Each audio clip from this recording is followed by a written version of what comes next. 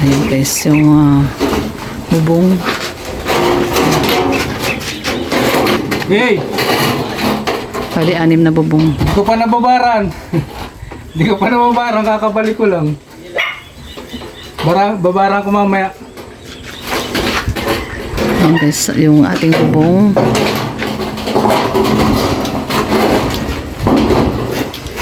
Bali, ano po yan? 6. 6 po yan.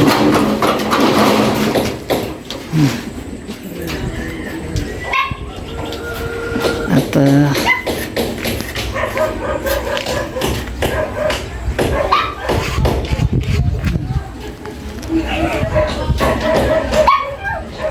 dito po yan. Dito. Terrace po natin dito. Dito sa harap. Yan yung ano. Hanggang dito kasi yan nakapag-ganon. Ayan. Dito. Kapag ganon siya. Terrace.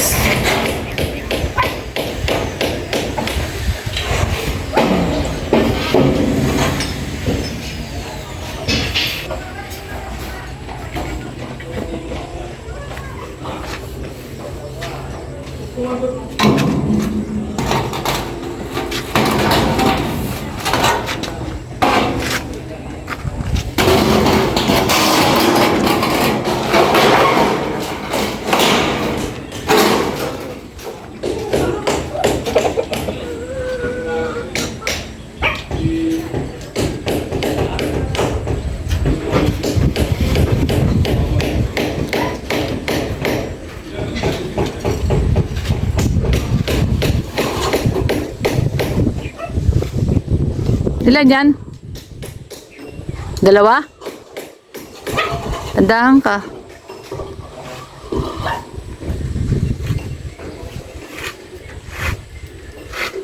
Tatlo. 2 piraso yan, Daddy. Bali, 5 yan. 6 yan, di ba? Ilan na ba yan? 3, 4, 5.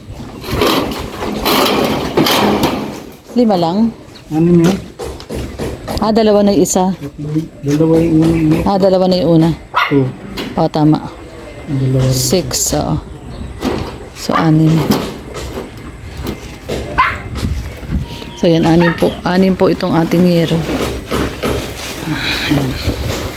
Lagyan mo lang na ano. Talian mo para sure. Yung straw lang.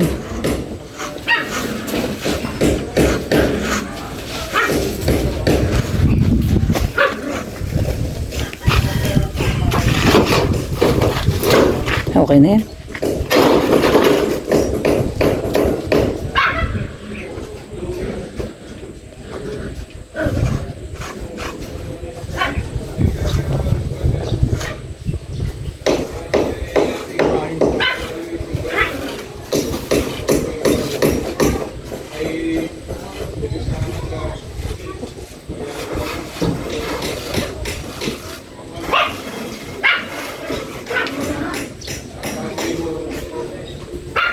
Ayan po yung ating flashing. So, ayan yung flashing.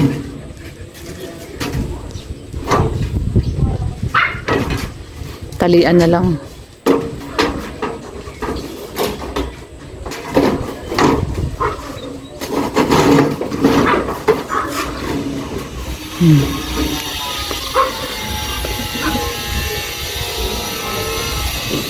Yung flashing po na yun, doon po yun sa pinakadulo na yun. Kasi, kailangan pa pong palitadahan yun. Yun yung pinakadulo.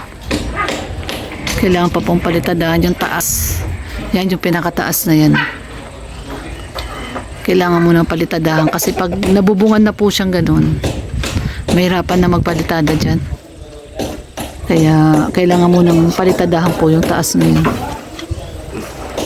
So, sa Monday, palitadahan muna ni Kuya Gerson yan, yung taas na yan, yan no, yung rough, yung nakikita nyo po yung hollow blocks pa. Yan no, yung hollow blocks pa siya. Hindi na kasi pwedeng palitadahan yan kapag nalagyan na po ng yero. Kasi nakayuko na siya dyan. So yan po yung papalitadahan pa muna ni Kuya Gerson sa Monday. Maliit lang naman yan, isang mahaba. Ayan, isang mahaba. Mula dito, ayan, mula dito pag ganon, palitadahan muna sa Monday. Tapos yung bubong, ilalagay na doon sa taas ng buhos. Baka ganon yung bubong. Sa may ibabaw po ng buhos. Ayan, yung ating mga sanipa. Ayan, sanipa. Ilang sanipa yan? 3 sanipa. So yan po yung sanipa at saka flashing. Ayun o yung isa yung flashing. At 6 po na bubong na 8 feet. Yan, 6 na bubong na 8 feet po. Yan po yung ating binili ngayon. Umabot po yan ng ano? Ng 18,000 po. Yung materialis natin. Meron pa palang kulang dyan. Hindi pa pala yan ano, kompleto. Wala pa yung ano. Wala pang semento. Kailangan nating bilihan pa ng semento.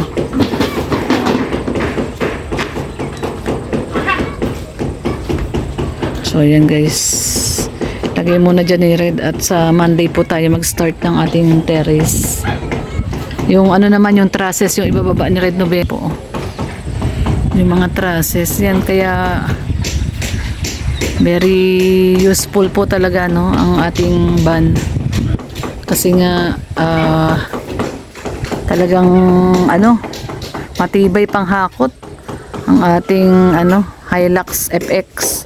Yan po yung unang labas ng Hilux FX. Ano yan, matibay talaga sa hakutan tong ating van. Ayun na may ibababa ni Red yung ano trusses.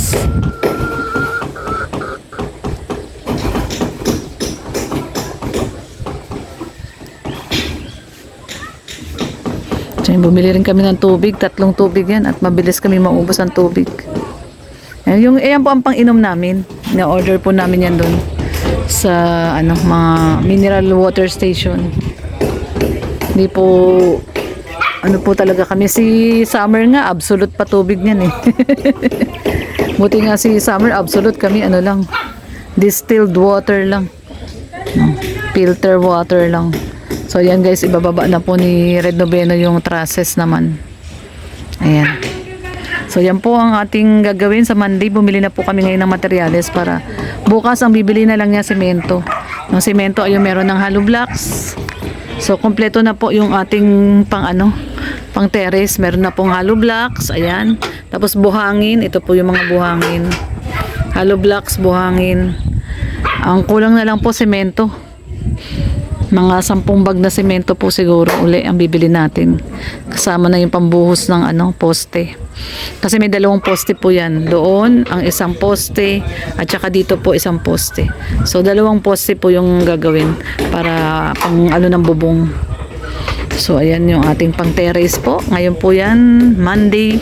Umpisa na po natin yung terrace. So yan lang po, hanggang dito lang po muna ang ating video update guys.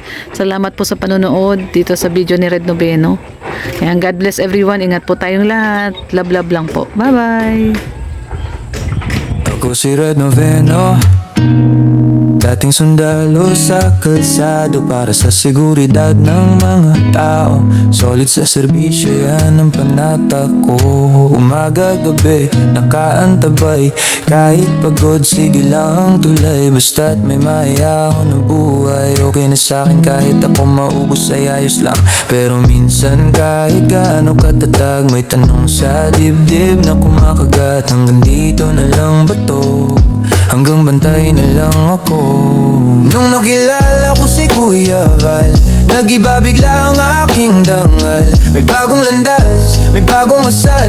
Hindi na lang bala kundi kabutihan ang sandat ako ngayon. Nung nakilala ko si Kuya Val, parang liwanag sa gitna ng hasal. May pag-asa pala sa bawat kanal. Basta't magtulungan, mababago rin ang mundo natin.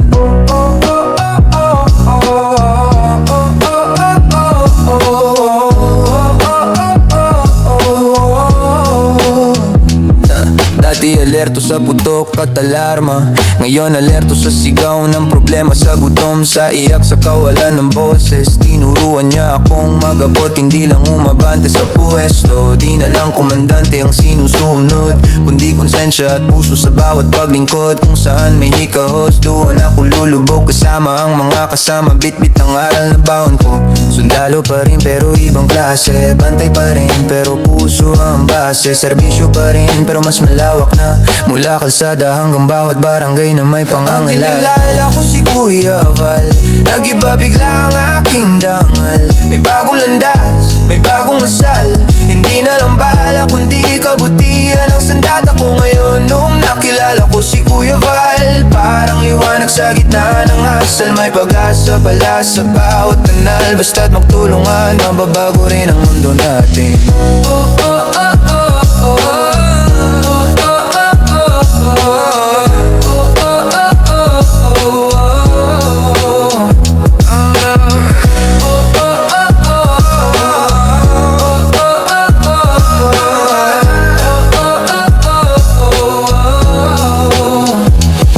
Nakilala ko si Kuya Val, nag-iba bigla ang aking dangal. May bagong landas, may bagong asal, hindi na lang bala kundi kabutihan ang sandata ko ngayon. Nung nakilala ko si Kuya Val, parang liwanag sa gitna ng asal. May pag-asa pala sa bawat kanal, basta't magtulungan, mababago rin ang